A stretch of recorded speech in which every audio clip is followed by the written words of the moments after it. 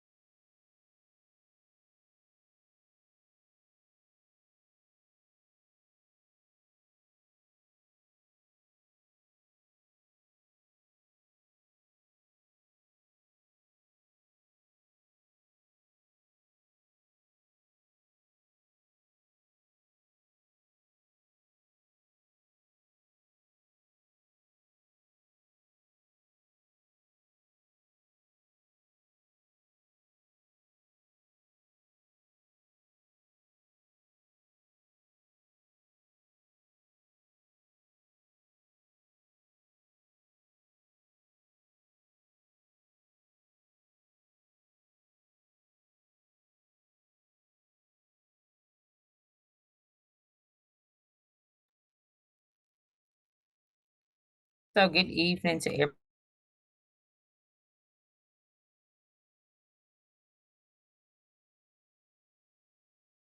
And every, okay,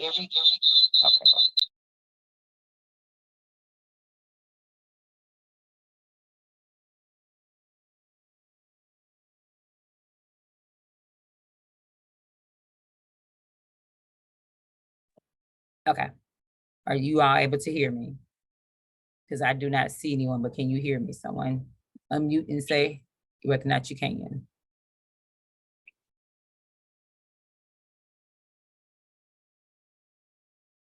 Can you hear me? Is that a yes? Okay.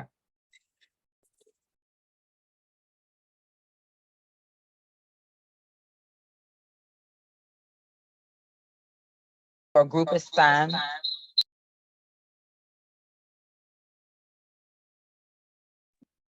So groups, just get ready to present your PowerPoint. And you just sharing the information that you all learned while working through or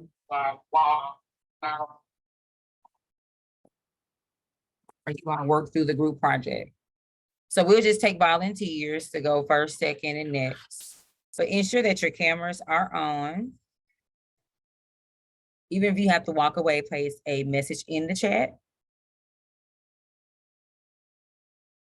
This is a reminder, these recordings are reviewed by the attendance administrators.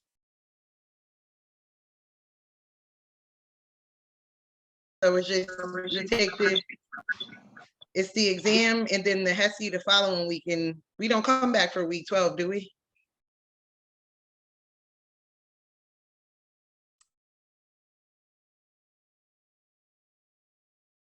I didn't realize I was on mute. So this is not concrete. So as of right now, you meet individually. Like I'll post some times and dates and we'll meet and We we'll talk. can't hear you. It's breaking up, Miss Ford. Okay, let's see here. Not sure. Can you hear me a little bit better now? Yes. This is right. I'll talk through this.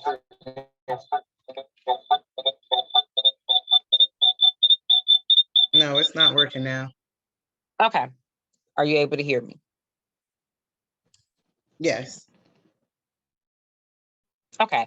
So as of at this moment in time, this is fluid, meaning it probably will change. It has changed. Terms back. Once you completed your unit exam, that was it. You took your HESI as scheduled, and that was it. But then it has evolved. That's what I say, as of right now. So then it evolved to, you took your last exam, you came back for a HESI review, and you took your HESI.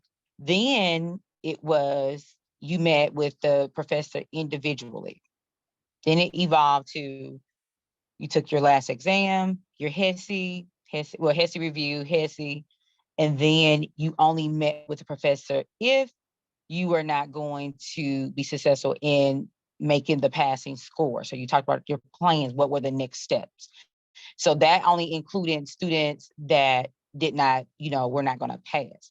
As of right now, that is, everyone is having to meet doing at some point doing that over that last week. Would it be doing this time of day?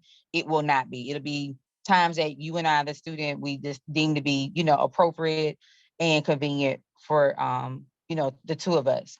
And it's not long. It's just, to check in and see what's your next steps and things like that as of right now. But there is no that last week, there is no formal class where we all meet together. I can assure you of that. That has not happened over the last couple of terms. But like I said, it was when we met individually, that during that last week, some day or time, and that was it. And that's only if you're not passing, right? I'm just trying to Remember, clarify. I gave you all the different scenario. It has changed. As of right now, it is everyone meeting. So this is fluid. So do not think that it might end up being that everyone still will meet. It could change. I just gave you different scenarios of how it has been over the last couple of terms. So I am not the person that decides that. So as they tell us, we tell you all. But I can tell you, we don't meet as a whole group doing that last week. We don't. That hasn't happened. Now, people that were passing the class, pass or fail, you still met. One time it was only if you fail, you met. But as of right now, everyone meets at some point during that last week. And the meeting only takes maybe 5, no longer than 7 to 10 minutes. It's just what are your next steps and things. They give us specific things to talk about. So I know that didn't really answer your question fully, but at this moment in time, we all meet at some point together, not as a group, individually, one-on-one, during that last week. But your HESIs, you have to schedule your own HESI. And just make sure wherever you're gonna be, if you happen to take it on campus, each campus is different. Wow, each campus is different. So don't rely on if your classmates are saying specifically for your what is required. Any other questions? Okay. So what we'll do is just volunteers, the group, as you all do your PowerPoint presentations, you all just, everybody just chime in, you don't have to well, I'll take slide number 1, I'll take slide number 2, that's fine. Someone in the group pull up the PowerPoint presentation, share your screen. You have the capability of sharing your screen and just talk us through your topic. So volunteers. Can we go first? Sure.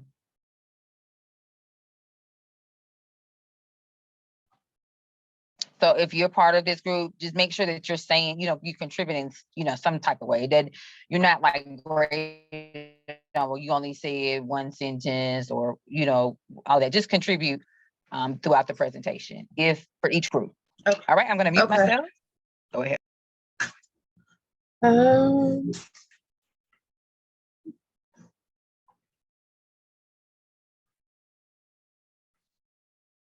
Can everyone see? Yes, I can see. So we did hepatitis C, and it was me, Frank, Markea, and Linda. And then, so what is hepatitis C and what is the history of it? Hepatitis C is a liver disease caused by the Hep C virus. Hepatitis C was discovered in 1989 by scientists at a California biotechnology company called Chiron, who were collaborating with investigators at the CDC. Before its discovery, it was referred to as non-A, non-Hep B hepatitis virus. The research confirmed that this is a new virus and now officially called the Hep C virus, or HCV. Hepatitis is a viral infection often transmitted by reuse of injecting instruments, tattoo, and body piercings, unprotected sex, sharing toothbrushes, scissors, and razors, the transfusion of unscreened blood and blood products, infected mother to baby during pregnancy. I don't know if someone else in the group wants to read the next one. I can do it. Okay. Okay. Who is affected and how is it transferred? People affected are mainly the high-risk drug users that use IV drug use. I'm sorry. People that undergo unprotected sex. And yeah, the primary cause is IV drug use. It's transmitted through bodily fluids. I'm so sorry. Oh God, this is a long slide. Symptoms and its effect on the body. It can be asymptomatic until the liver damage occurs, or it can produce symptoms including fatigue, nausea, vomiting, right upper quadrant pain, dark urine, light colored stools, jaundice. The urine becomes dark and the stools may become light if the bile flow is obstructed. The bile pigment deposited into the skin causes jaundice. These symptoms are seen because Hep C attacks the liver. Okay. The disease spreads via blood contact and it's necessary to avoid any exposure to the Hep C virus. The infection can go on to be chronic and can be treated with medication. HPC can also cause liver cancer, and in some worse conditions, it can lead to death. The virus usually invades the liver, which can cause dysfunctions and swelling.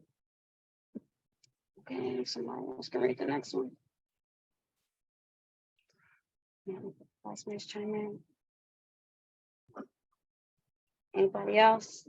Classmates? I mean, I don't know if anyone else is on. I can read. Okay, we can take turns. Okay.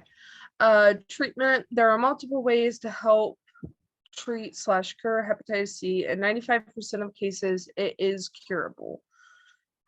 I'm not even going to try and pronounce that medication. But yeah, those medications are indicated for treatment of patients 3 years, 3 years of age and older with chronic hepatitis C virus, genotype 1 through 6 infection without cirrhosis or with compensated cirrhosis, and in combination with I'm sorry, I can't pronounce that, for those with decompensated cirrhosis. The most common adverse reactions with Epclusa in adults and pediatric patients 6 years of age and older were headache and fatigue. And when used with RBV in adults with decompensated cirrhosis were fatigue, anemia, nausea, headache, insomnia, and diarrhea. The most common adverse reactions in pediatric patients less than 6 years of age were vomiting and spitting up the drug. What research has been done? Using information from lab reports, healthcare providers, and disease registries, the CDC continuously monitors spikes and decreases of infection. The CDC has researched several prevention measures, including teaching and encouraging safe injection techniques, expanding access to testing and treatment, patient screening, and monitoring of higher risk groups. Studies have been done, including using viral. Okay, I'm sorry to interrupt you, but I don't know about anyone else, but I can't hear you. Okay, sorry, I'm gonna cover my speaking. Okay. Can you hear me now? Okay. Studies have been done on the efficacy of the Hep C treatment, including using direct acting antiviral drugs have been done by the CDC. These studies have improved patient outcomes. Linda, are you on? Hold on. Yeah, I'm here. If you want to read this next one. Okay. Physical, you can hear me, girl? You can hear me? Okay. Physical wellness, hepatitis C can lead to tiredness, joint discomfort, and muscular pain. The infection may occasionally result in liver disease, liver failure, or even liver cancer. Emotional health, hepatitis C infection can lead to emotional difficulties, including despair and anxiety. Managing the symptoms and associated treatments can often be difficult. Social life, hepatitis C, patients may experience isolation or stigma because of the various drug use, undesirable behaviors. Additionally, they might have to from drinking and other practice that could harm the liver function. Finally, stability. Hepatitis C treatment can be costly and expense can be major hardship for some people. The illness may also cause lost work or other financial difficulties. Relationships. Having hepatitis C may impact a people's love life, friendships, and family ties.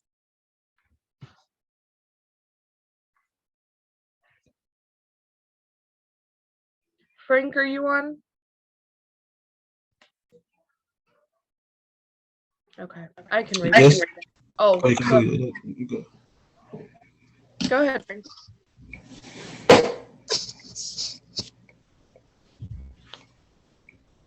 Hepatitis. Oh, sorry.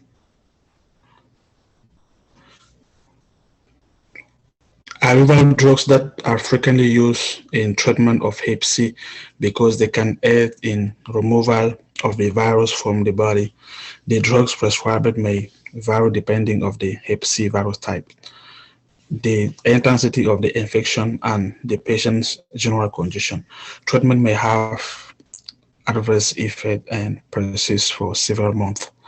Lifestyle change are vital in such a patient to assist in controlling the illness and safeguard their life function. Hep C patients may need to adopt specific lifestyle modification. This can involve abstaining from drinking, smoking, and maintaining a balanced diet. Providing social support and therapy is also important. Managing the emotional and social effects of Hep C can be difficult, and those with the virus may benefit from support groups, therapy, and other services. Oh, go back to that slide.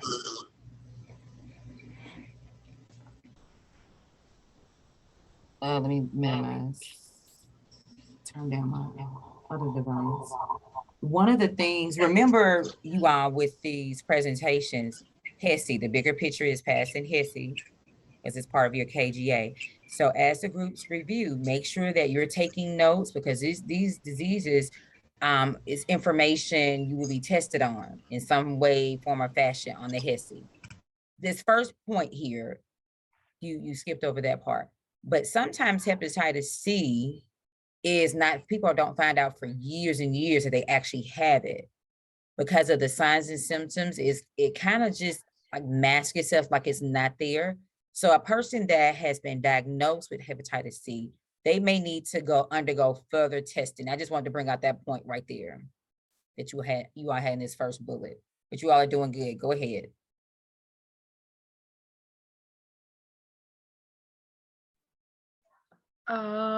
What are their limitations? Alcohol. It's typically advised that people with hepatitis C avoid alcohol or restrict their intake since it can aggravate liver damage and raise the risk of liver cancer. Let me Certain pause you right medications. there. Let me pause you right there. Did you mute yourself? I should pause here. I did. I muted myself. Okay, can you all hear me now? Yes. Okay, that point that you just made. So which organ, as the groups present, I need you to think back, like which body system, which organ, what are those what is client teaching, what are those nursing implications? The last set of information we have for exam 2.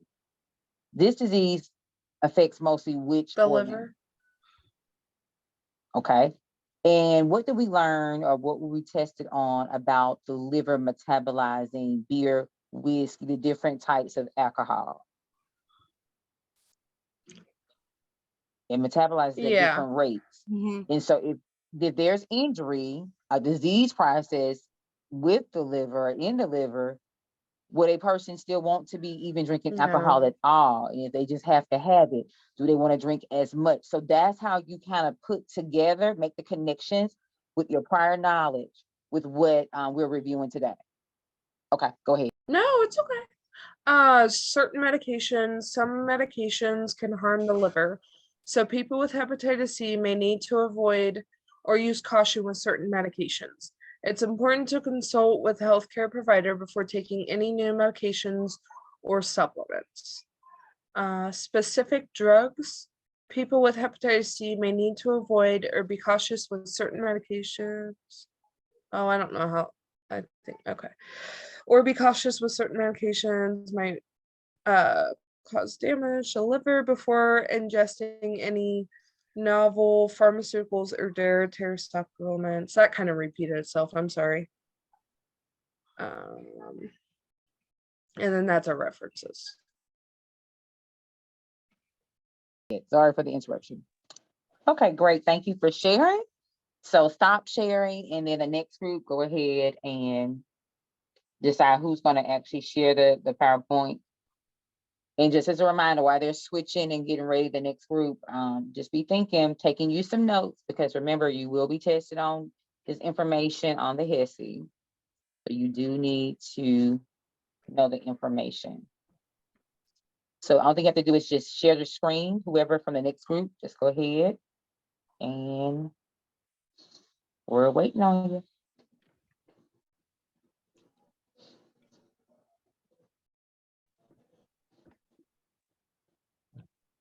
And it doesn't matter if your classmates, your group members are not here, you still need to go ahead and just present. So who's going next? Okay, I'm gonna go. I'm gonna share my. Okay. All right. We'll So- go after you guys. Okay. Great. So there's a button on your screen. Are you familiar with sharing? Yeah. Just look. Okay, great. Okay. Can you see it? Yes, we can. Okay. Okay, so we did hand, foot, and mouth disease.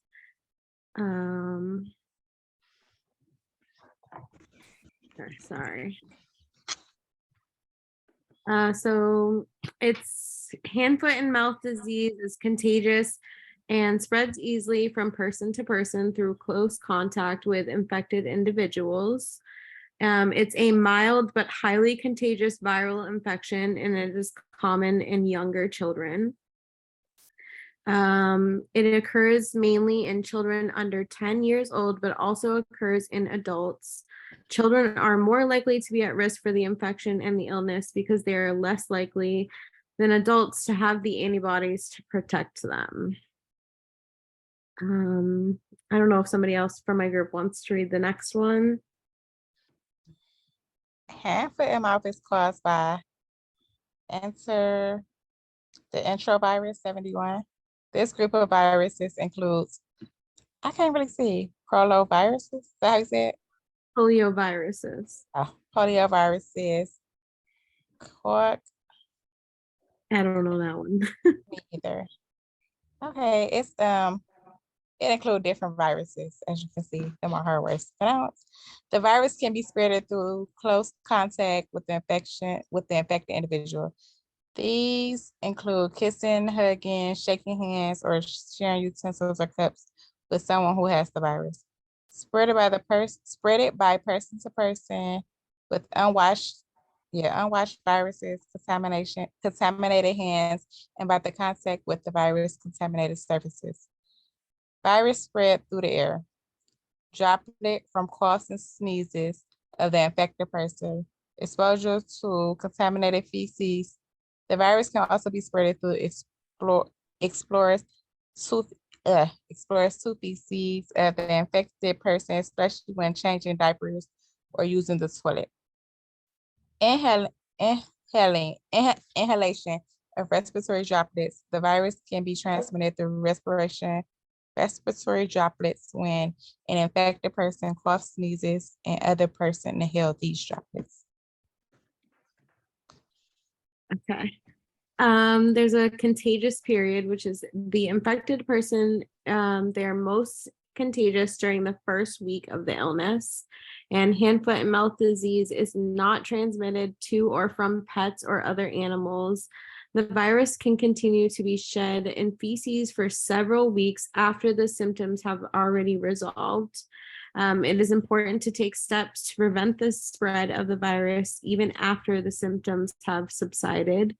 Students who get hand, foot, and mouth disease need to be absent from school and have a medical note to return back to school. Practice good hygiene, encourage frequent hand washing with soap and water, especially after changing diapers, using the toilet, or blowing their nose. Avoid sharing utensils, cups, and other personal items with infected individuals. Isolate infected individuals. Infected individuals should stay home from school or work until they are no longer contagious. They should avoid close contact with other people until the symptoms have resolved. Clean and disinfect your surfaces. Clean and disinfect frequently touched surfaces, objects, toys. Manage symptoms and use over-the-counter pain relievers such as acetaminophen, ibuprofen, and to help manage pain and fever. Drink plenty of fluids to prevent dehydration and eat soft, cool, and easy to swallow foods. You should seek medical attention if the symptoms become severe or if complications arise.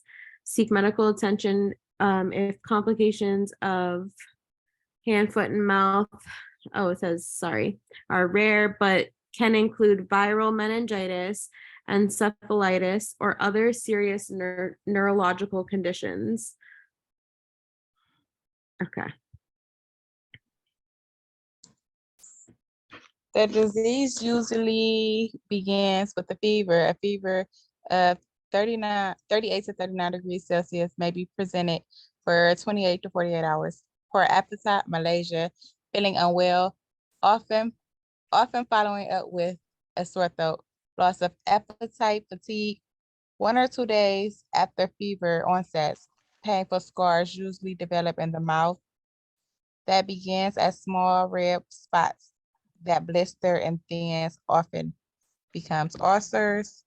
Sores located on the tongue, gums, and inside of the cheeks. Okay. I'll read this one. Okay, go ahead. Non-itchy skin rash develops over 1 to 2 days. The rash has a flat or raised spots, or raised red spots occur sometimes with blisters. Rash usually locates on the palm of the hands and the sole of the feet. It may also appear on the buttocks or genitals. A child or a person with hand, foot, and mouth may only have the rash or only the mouth sores. Children will often be irritated and complain of their head hurting.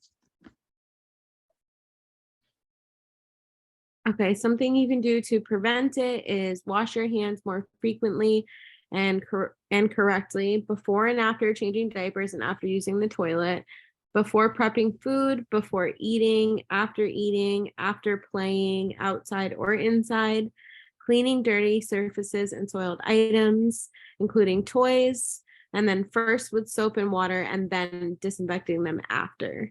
Isolate the contagious or suspected students in school. And if you notice any signs and symptoms of the disease, they need to go to the clinic and then report it to the doctor immediately. I can do this one too, since you did too.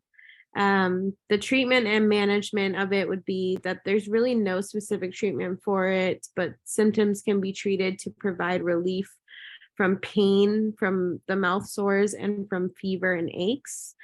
Fluid intake should be enough to prevent the dehydration and the lack of body fluids from having it.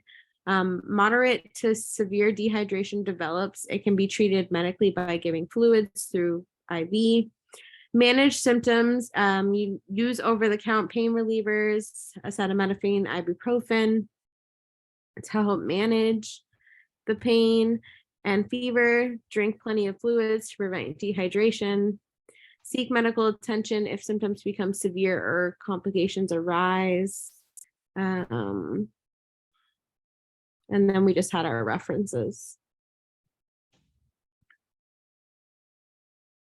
So what recommendation would you give to the parent who says, hey, my child has hand, foot, mouth disease, and we cooked whatever for supper last night. They're just not eating. They just don't have an appetite. What's one thing that you can do that you would recommend for them to do with that food, that diet? Should it be regular consistency food, or should it be soft foods that they're giving their child? Soft food. Exactly, soft. And then think about spicy foods. Remember, they have those swords in there. So should the foods be spicy, or should they try to They avoid should it? be like bland. No, Yes. they wanted like probably like bananas, things like that they could mush up and have soft. Okay. Good. All right, you all, thank you for sharing. The next group, go ahead and get ready to present. We're almost there. Give me just a sec. No rush, no rush. We have time. So again, just as a reminder, make sure you're jotting down notes because you will see this information again. Focus on, in order for you to provide the correct client teaching, you have to know about the disease process. And I'm just talking to you. I'll get your start shared on the screen. So the disease process, what body system does it affect? Which organs specifically? What are those pointers that you need to give your patient? What things do you need to do to prevent the spread of infection yourself, to protect yourself? So just be thinking about that as we move toward the last exam in the HESI. So there's a little button at the bottom of your screen, at least on mine, it says share with the arrow in it that's pointing upward. If you would click that, you're able to share.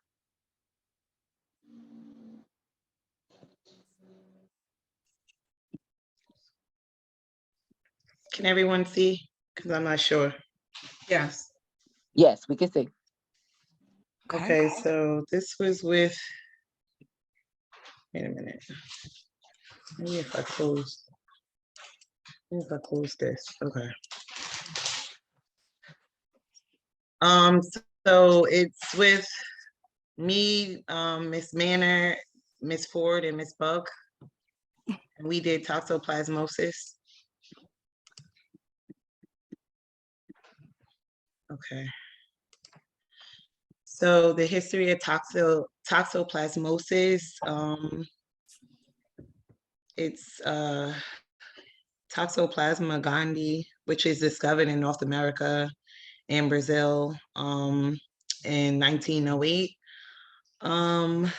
After research, they discovered that these are parasites that were in the blood, the liver, and the spleen of North American residents. 20 plus years later was found It's something, in, I think you're saying North African rodents, because I think is what you were saying. oh, I'm sorry. I'm trying to see. But yes, North American rodents. 20 plus years later, it was found in the first human, an 11-month-old child that was being treated for encephalitis. It's caused by the protozoan parasite Toxoplasma gondii. So that's the parasite. The transmission of toxoplasmosis affects on adults and pregnant women, and it can be transmitted. Did someone say something? No, I was agreeing with you. You're good. Okay. Effects on adults and pregnant women and can be transmitted through the ingestion of raw and uncooked meat, along with improper handling of cats' litter boxes. Toxoplasmosis does not affect one gender, age, or culture. And in fact, in America, 11% of the population 6 years and older have been infected. Children and immunocompromised are most at risk for this parasite and disease. And it's not in there, but pregnant women as well. Physicians will often recommend the partner take on tasks of cleaning the litter box to reduce the risk of toxoplasmosis. And those are for the pregnant population. We don't want them to clean the litter box. That's when their partner will take place. Does anyone in the group want to read the next slide? Sure. The symptoms are headaches, muscle aches and pains, swollen lymph glands, especially around the neck, inflammation of the heart muscle, lung, and eye, fever. Symptoms begin around 3 weeks or after contact with the parasite. The duration of the symptoms can last anywhere between 2 to 4 weeks after contact. Treatments. Let me pull it up because I can't see it well. Go back. Treatments are a combination of drugs. I'm going to try pyrethymine and sulfanidiazine and plus folic acid. Pregnant women and newborns are also treated. Patients with compromised immune system needs to be treated until they have improved. So they're basically in until they can completely get better from it. AIDS patients, they may have to continue medication for as long as they're immunosuppressed. So if they have AIDS, they'll be on it for the rest of their lives.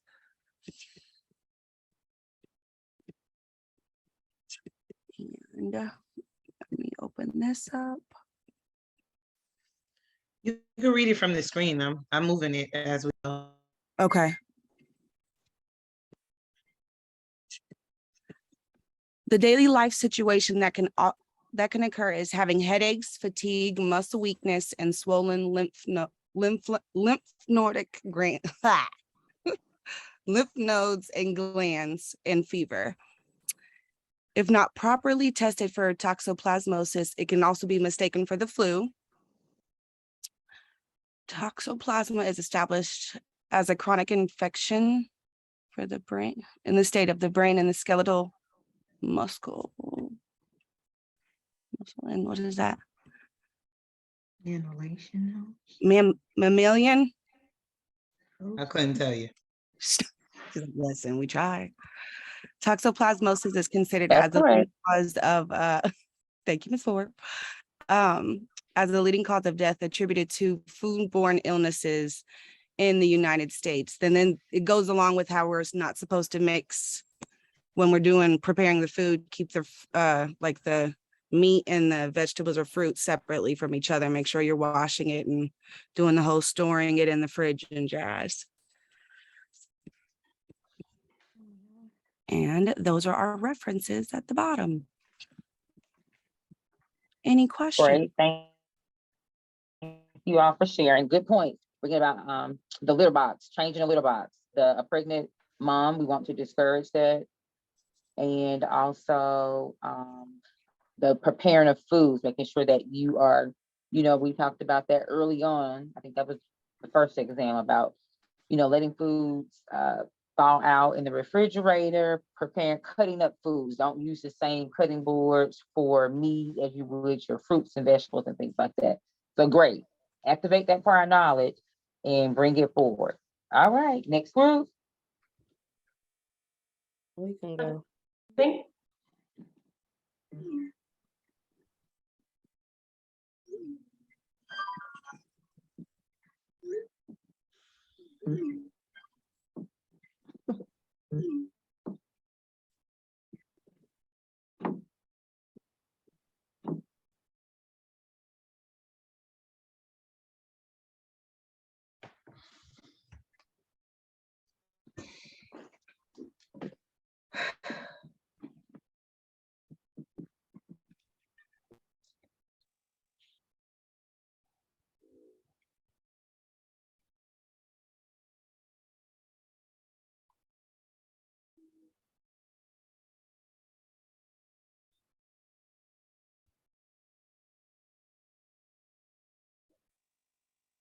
Suniti, are you talking? Are you saying something to us? No, I was okay. checking on somebody in my house. Okay.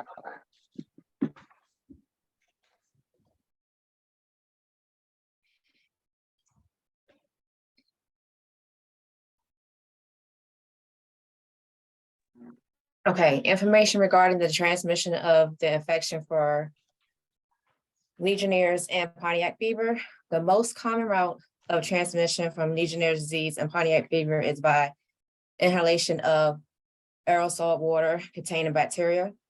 When a person breathes in small droplets of water in the air that contain the bacteria, it can occur through the aspiration of water. Factors associated with amplification include warm water temperatures of 77 degrees Fahrenheit to 113 degrees Fahrenheit. Sources of transmission include potable water via shower heads or the faucet, cooling towers, hot tubs, and decorative fountains. Travelers who are age 50 or greater or are immunocompromised are at an increased risk for infection when exposed to aerosol water. Outbreaks can occur in settings such as cruises, hotels, and resorts.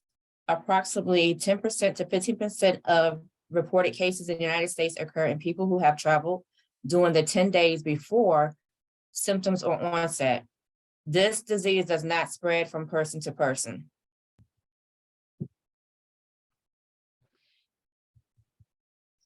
Ways they attempt to control transmission. The most important ways to reduce the spread of infection is hand washing.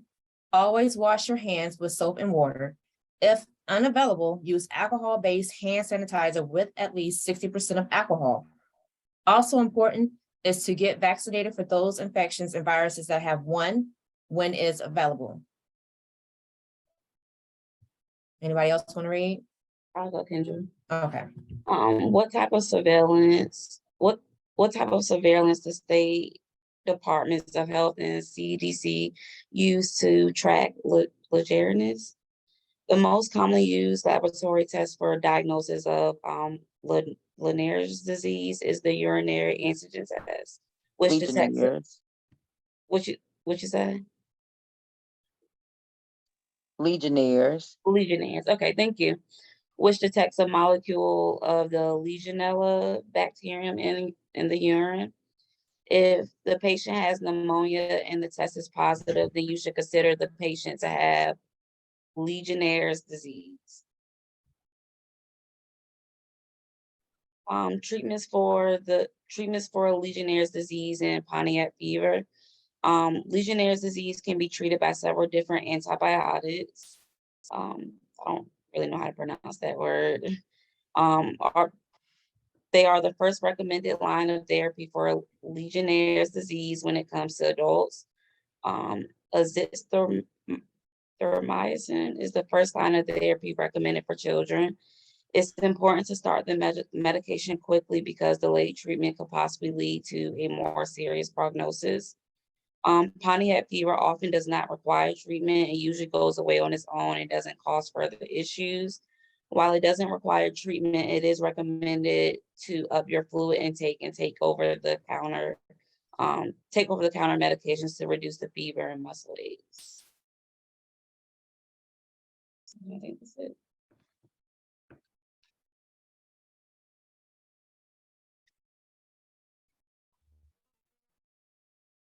We can go next.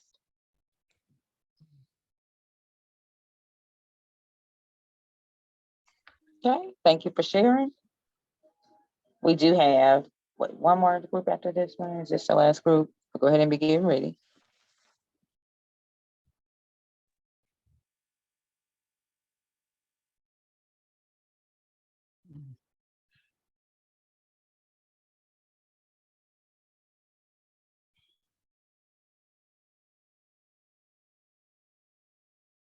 Okay, so we chose pertussis, and this was Garrett, Teresa, and myself.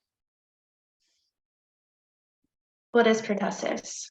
Pertussis, also known as whooping cough, is a highly contagious respiratory tract infection. Transmission. Pertussis is caused by a bacterial infection. Droplets released during sneezing or coughing, surfaces contaminated with droplets, and coming into direct contact with an infected person.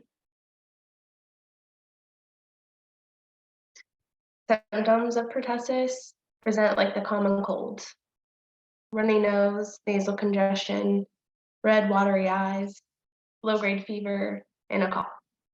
Progressed symptoms are accumulation of mucus in the throat, uncontrollable cough, a high-pitched intake of breath after cough, vomiting due to severe cough, and extreme fatigue. Some treatment options: primarily treated by antibiotics in each stage, like in children and adults is obviously treated differently, but primarily antibiotics are used to treat pertussis. And some common antibiotics are azithromycin, clarithromycin, and erythromycin. You wanna go, Garrett? Yeah, I'll take it over. Surveillance. The CDC has partnered with 7 states such as Colorado, is that Connecticut, Georgia, Montana, New Mexico, New York, and Oregon. These states are participants in the Emerging Infections Program network to conduct enhanced pertussis surveillance, EPS, and surveillance on other Bordetella species. All positive cases in their state are reported back to the CDC. This makes surveillance possible. Ways to control pertussis is getting vaccinated. Getting vaccinated is the best way to protect against pertussis. May make sure you and your loved ones are up to date with your whooping cough vaccines. Tdap, and DTaP are the vaccines that help protect against whooping cough. Some complications are dehydration, severe weight loss, increased risk of pneumonia, rib fractures due to severe cough, sleeplessness, seizures, and brain damage. Recommendations. Foods to eat. Drink plenty of fluids, water, juices, soups. Foods to avoid. Ice cream, candy, soft drinks, sugary substances, pickles, condiments, and meats.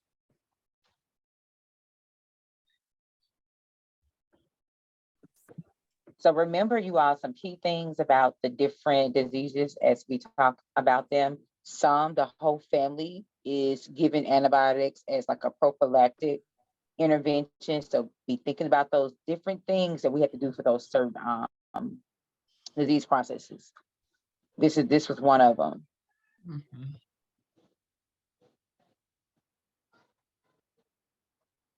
Okay, next group. And I think that should be our last group. You all are doing really, really good. And like I said, just hopefully you all are taking notes and listen as your coworkers are presenting, because you'll see the information again. Here we go.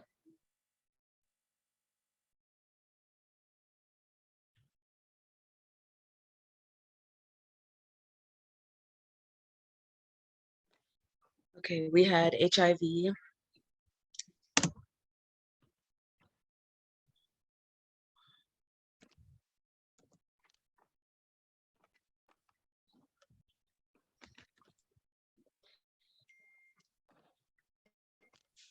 Okay, HIV is a sexually transmitted infection.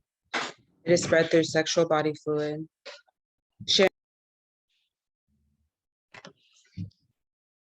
Breastfeeding and pregnancy, if not properly medicated.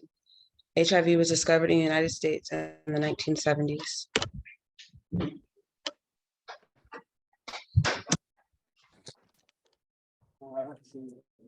Next slide.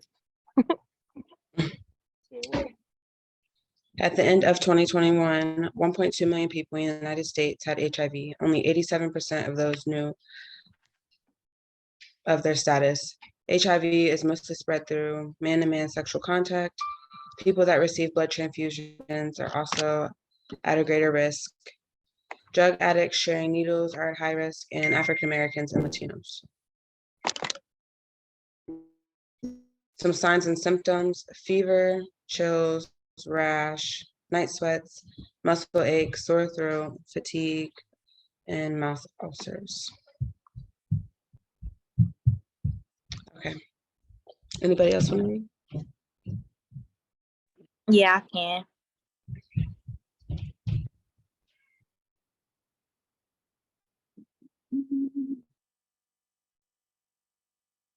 Did it press? Oh, there we go. The treatment and cure. There's currently no cure to HIV. There are medications called antiretrovirals that help manage the disease. The antiretrovirals also help the person with HIV become undetectable and lower the risk of the disease. Daily living. Regular exercise is a part of a healthy lifestyle for people with HIV and AIDS. People with HIV and AIDS should not have unprotected sex. It could place you at risk of getting resistant strain of HIV, which could cause your antiretroviral treatment to fail. It is important to remember not to smoke or to do illicit drugs.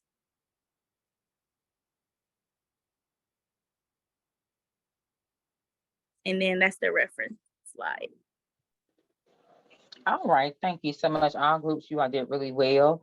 And so remember, you're getting ready to transition on out into whatever work, taking your exams, passing your boards, and you get ready to be that charge nurse. So you're going to be the one that's giving these instructions and educating your patients, your clients, your participants, depending on what setting you're in, is what you call them. And so you're going to be having these conversations and doing this client teaching. So this is just prepping you for that. All right, so we want to transition to do two things. We want to look at our case study, and it's not as long as the other one, but it does cover those last points that we have not covered for this next exam. So we're going to just randomly place you in groups. The case study is inside of the course room, and just talk. We'll give you a few minutes to talk it through, then we'll bring it back and we'll go through the whole case study, and I'll point out those important points along the way. And so accept the invitation to go to the breakout room. Open the case study up, and I will, since we have 35 minutes, but we'll just give you like 13 minutes to work as a group, because I do want us to be able to go through the entire case study together so I can point out those important points. So 13 minutes, and we'll bring you back together. Let's see, how many do we have on? Okay. All right, and accept the invitation. We'll bring you back in 13 minutes.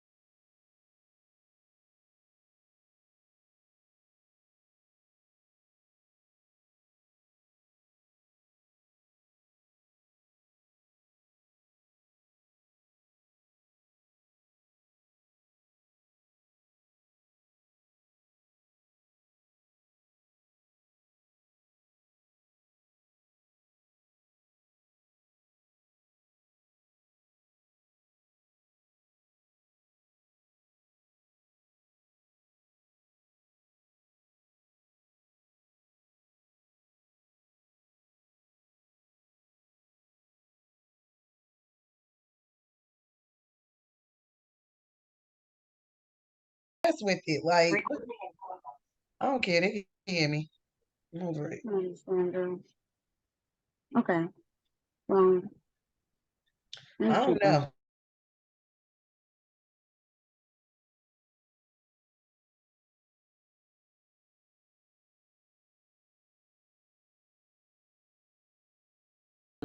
My last year of high school. Okay. There's no permanent cure for this condition. That is true. There's no That's true, cure right. for it. And then I will need to contact my physician for antibiotic cream for the They're opening their lesions whenever I have the lesions.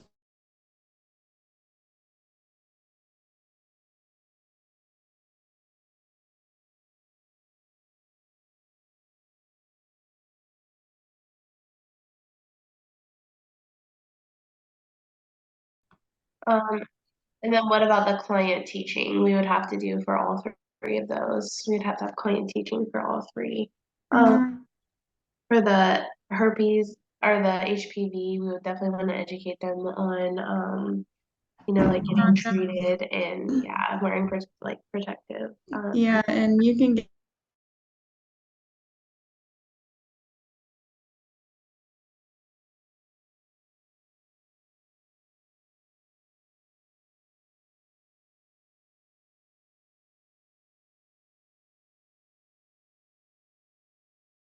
up differently, it might be worth, Yeah. it's probably worth opening up in a Word document if you can.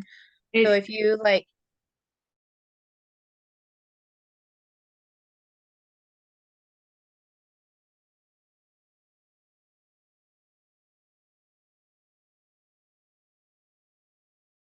And teaching. What did it say for client teaching? Okay, let me see for client teaching. Hold on.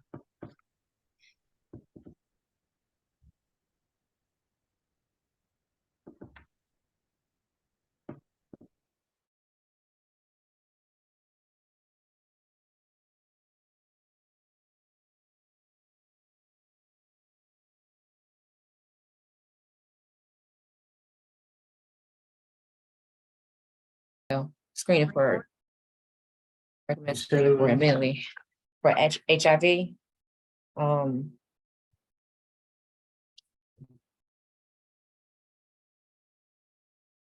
I have that on my paper over here.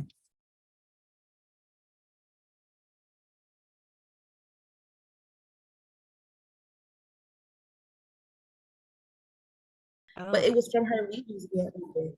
So, but I should wash my hands carefully to prevent an introduction of bacteria to the area. True. That's true. Always. Yeah. And again, because it's not cured and you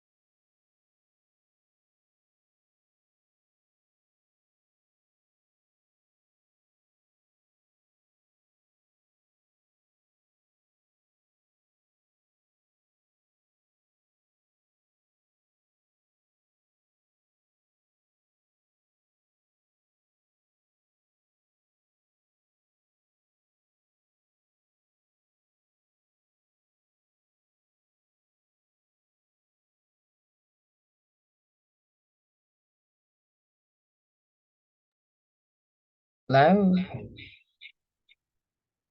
Okay, we'll give everyone time to make it back to the main course.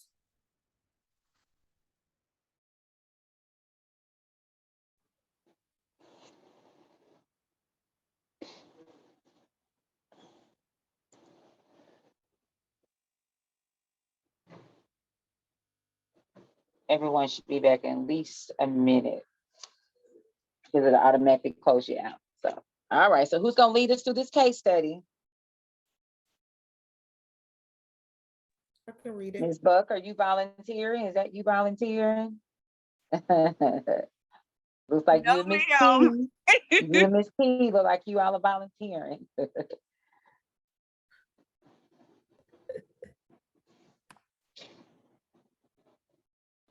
Okay, let's see. You got the others. Okay, they're coming back. All right.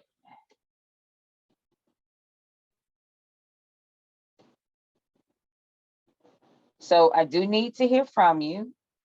And it helps you talk it, it helps with you when you talk it through, even if you say something that's incorrect. Your team members, we have you. We'll get you on the right road. So make sure that you're responding. Okay, let's see here. Let me pull it up. Okay, so we have Sarah and Johnny. They're preparing for a semi-annual health education fair. They are being asked to create pamphlets for the participants. Also, they will have to respond to an open discussion forum. They first must decide which diseases and information they really want to cover, because it's just a lot of things they want to cover. So they've narrowed it down. They narrowed it down to syphilis, tuberculosis, herpes, and the human papillomavirus. This is what they've narrowed it down to. So what is some information or some things that you know about? We'll just start at the bottom. Human papillomavirus. What are some things that you know about it?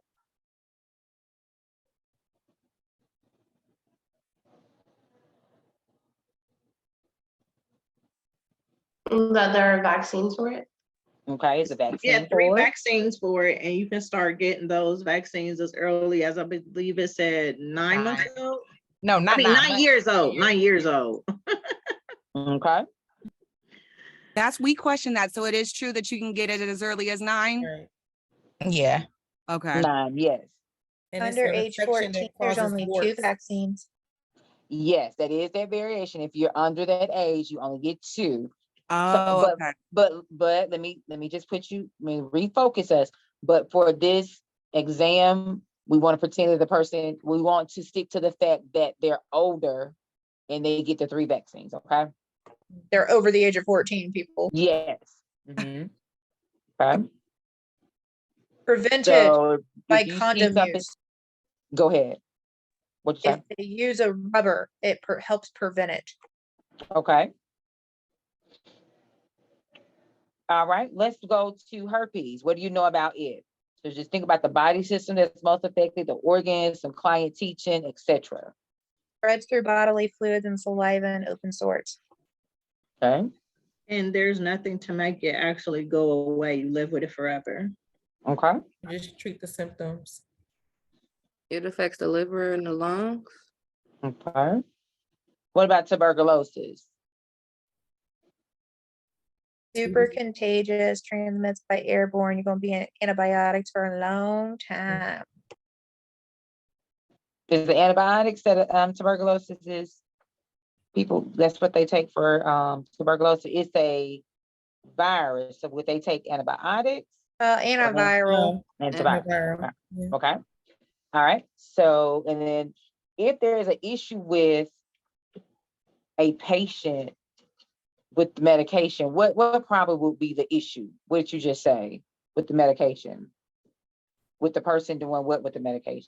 If there's an issue, they're gonna want to do what with the medications? Take it into. They're gonna want to stop taking them because they take them so long. Yes. Oh, So okay. that if there's an issue, it's going to be that they're going to be non-compliant because they take it for like months, a long time, like 6 to 9 months. Mm-hmm. Okay. All right. So what do we know about syphilis? Can affect the brain and major organs Okay. if not treated in a timely manner, I should say. Okay.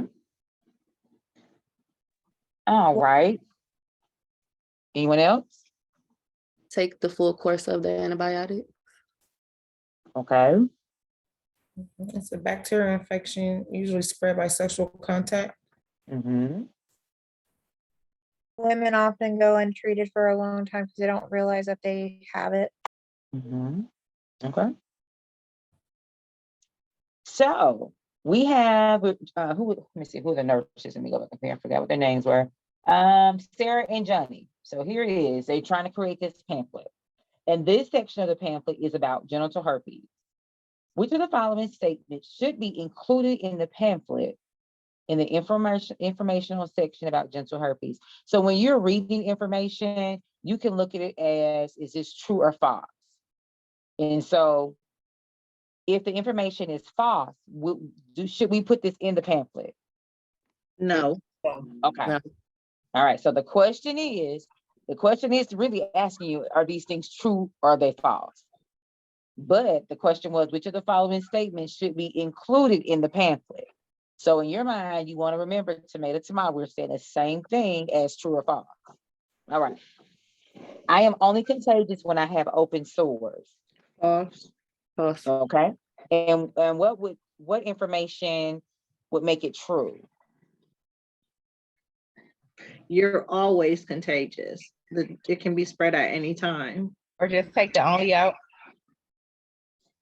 Because we do have disease processes, like particularly this one, there's several that people don't realize they're contagious, but people are thinking they're only contagious if they see something. But you have that period, they call it that latent period, where you really are contagious.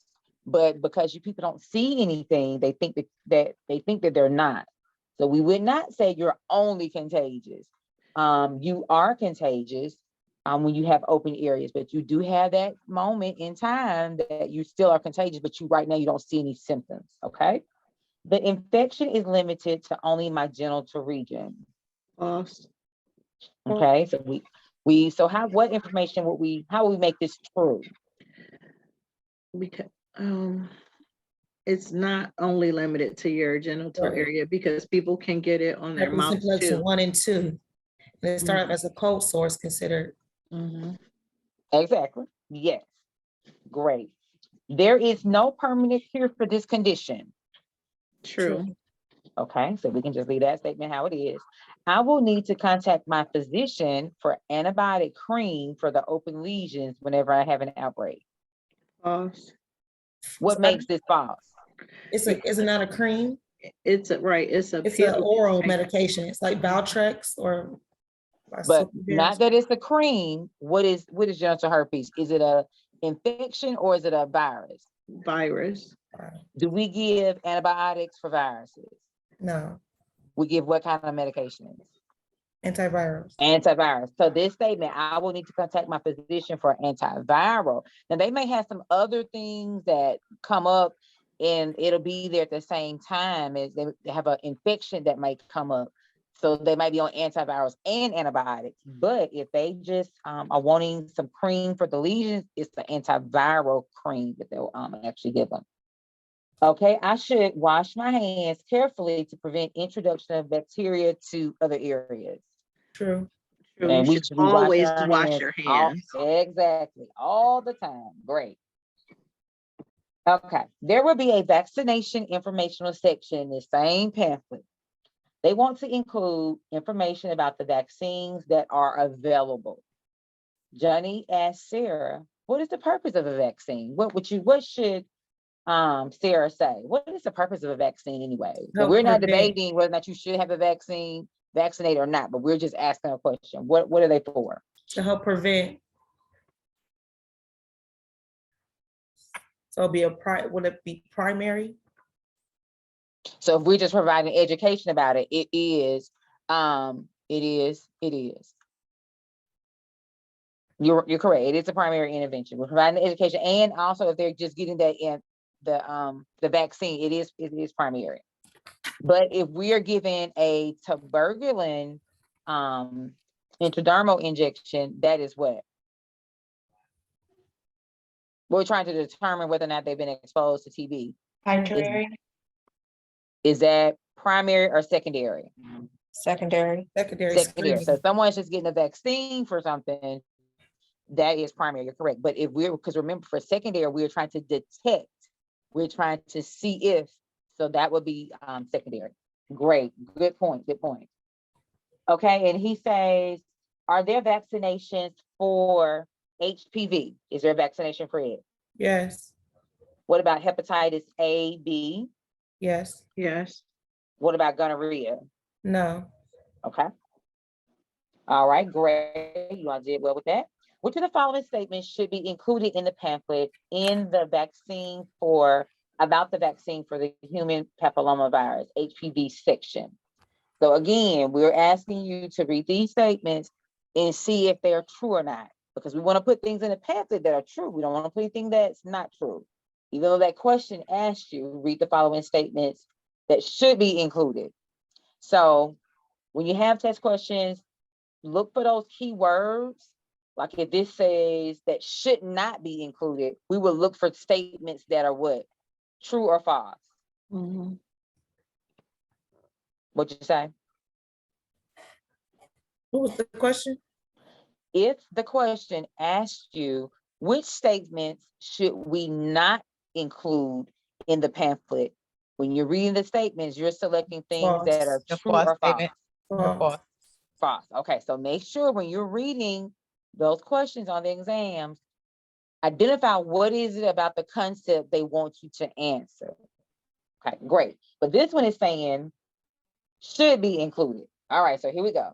And we're talking about the HPV vaccine. I know I must have 3 doses of the vaccine. Should we include that in the pamphlet? Yes. Yes. Okay. Girls as young as 9 years of age may be vaccinated. True. True. I am relieved that the vaccine protects me from all HPV infections. False. False. I would say. What makes that false? Because they say all. All. Be careful with those words, but all only. Be careful with those words. Okay. I know I should continue having regular pap smears. True. True. True. Great. Okay. So now we're down to the open discussion form. So what Sarah and Johnny did, they knew they were going to have this open discussion, but they went ahead and created something. I don't know, an app, or I don't know, maybe it was Instagram or Facebook, where attendees could just go ahead and post anonymous questions that they might have, so that for one, Johnny and Sarah would come to the presentation answering their questions up front, and so the people wouldn't have to be embarrassed or feel some type of way about asking the question. So in the open discussion forum on Facebook or Instagram or whatever the thing that they use, there's a question. What disease is a person most at risk for when they have the following symptoms? Rectal tear and inflamed rectal tissue. And remember, we're talking about STDs. HIV. Okay. I went to the doctor. They checked my blood pressure. They drew my blood, and they asked for a urine specimen. They told me I had progressed to the secondary stage of syphilis. How do they know that? They check the blood and urine. They check the blood. What is another word that we use for blood? Begins with an S. Serology. So they check the person's blood. So the person more than likely had a positive serology, just meaning that their blood was checked. Serum serology. So positive serology test results. Open discussion forum. Question number 3. I work as a correctional health nurse. During intake, we find out that some of the inmates have HIV, that they're HIV positive. What do you recommend screening for immediately? So this is a nurse posing this question, and she works on the intake part. And so many times that's when they find the inmates are HIV positive. But what else should they go ahead and screen for? Me and Michelle came up with white blood count. Would they check the white blood count? Or would be other diseases, other diseases. What other disease should they check for? Give her the H, remember we just talked about Gonorrhea, syphilis. Herpes. So hepatitis. Hepatitis. Okay. Hepatitis. Yes. So that's the one that you should, all the others you will probably eventually test for, but right, like the next thing should be hepatitis. Okay, the last open discussion forum question was, I've had sex several times without protection recently with someone who has found out that they are HIV positive. I did get a negative test back today. Am I okay? What would you tell them? No. Need to go back and get No, you have to tested come again back. in 3 months. In 3 months. Great. That is good. Good. Okay, so now we're down to bioterrorism and disasters. We should change our focus a little bit. A truck has crashed into the day room of a Long Island long-term healthcare facility. And all this stuff is made up, the people and all this is something just come to my head now. So don't go look this up. This is nothing that's real. Many of the residents are injured. Some of the residents are non-injured, but are stunned and they're just frightened. Lisa, a recent nurse graduate, firmly instructs 2 CNAs to start wheeling residents to the dining room in their wheelchairs. Is this an appropriate action by Lisa?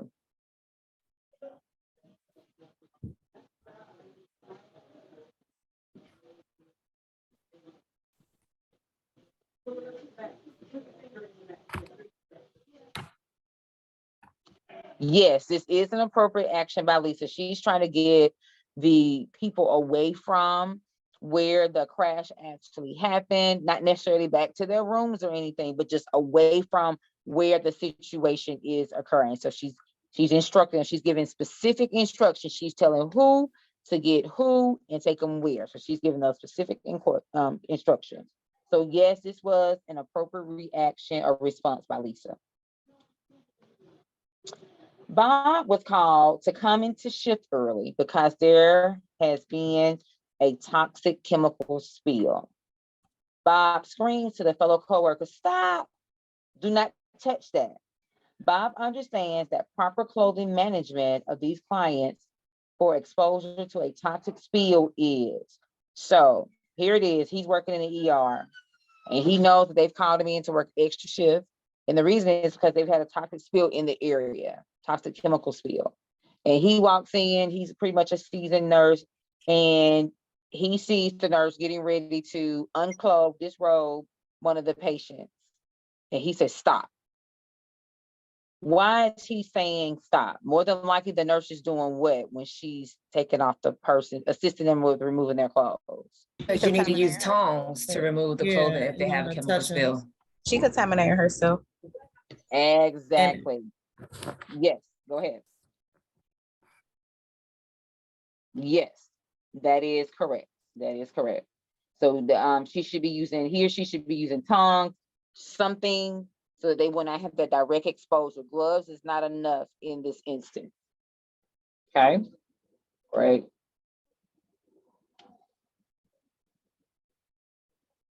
So disasters can happen at any time. Matter of fact, they just happen all the time. Because here recently I heard where like up in New York, they were telling people not to come outside to wear masks because of the air quality. So things that in itself, someone telling you not to go outside, what in the world's going on? So that's a disaster. Things are just happening all the time.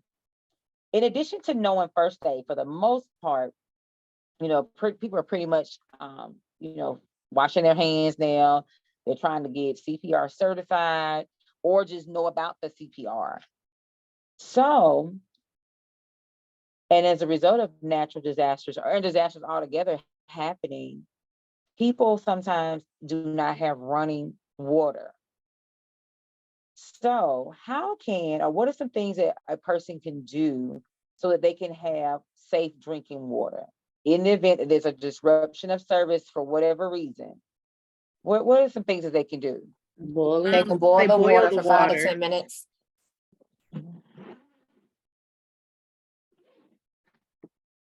Boil the water. Okay, I hear that. What else? Use bottled water. Bottled waters. Mm-hmm. What else? If they stored any water, use that as well. Okay, if they've stored water. Yeah, like the emergency kits some people make for like flood or disasters. Okay. You know, they even say, if you think about it, if you have a hot water heater in your home, they say you can even drain the water from that, because if you think about it, that water is just sitting there. It's clean. It's in there waiting on someone to turn on that faucet. So for sure, we can boil the water for 3 to 5 minutes. We can drain the water from hot water heaters. Also, we can add, what else can we add to water?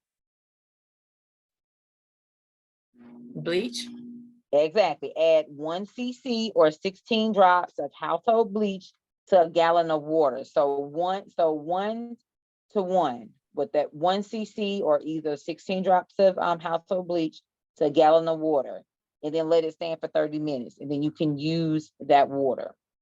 I Yeah. just be scared. I remember seeing that like in one of our presentations. I just would be scared to do it. I don't trust myself to put bleach in my water. I'll be honest. Okay. Now you do have, they do want you to have that mix. If they tested it out, you do need those 16 drops. I know we want to pour more. This instance, more is not best. You need to stick to what they're recommending. I agree with that. Absolutely. Okay. So the last things that we had to talk about was sarin, smallpox, and chickenpox. So, and I know we're gonna be over like 3 minutes, but I do want to go over these important points. Sarin, if someone, Rachel says, I hope I'm never exposed to sarin or smallpox. And so with sarin, we do know that pretty much what is imminent pretty quickly if a person is exposed to that. What's going to happen to that person?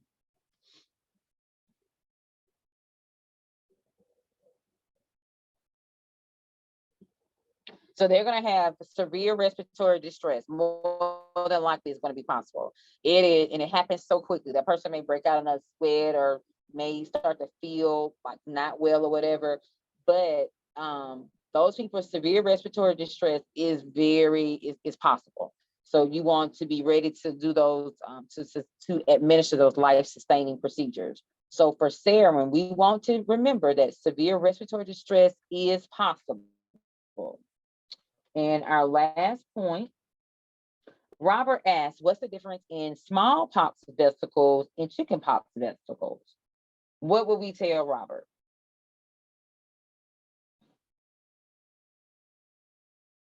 Smallpox vesicles are lesions that are mainly on the soles of feet. And, chickenpox, I don't know if you've ever had chickenpox, but those things, they're everywhere. They just don't kind of isolate to one area. But the takeaway from for smallpox vesicles, they're mostly lesions are on the soles of the feet. All right, and so make sure you review this recording. I'll put it up once it finished converting. Make sure that you're going through listening to those main points, and it's all there. We have made sure we've covered everything. Go back to the exam review, and I suggest just reviewing little parts at a time, and then last week's class too, especially doing that case study. And just go back through the case study and see if you can pull out or activate that prior knowledge information that you already know about the concepts. All right, so we will see you all next week, which will be ready for exam 3. Take care.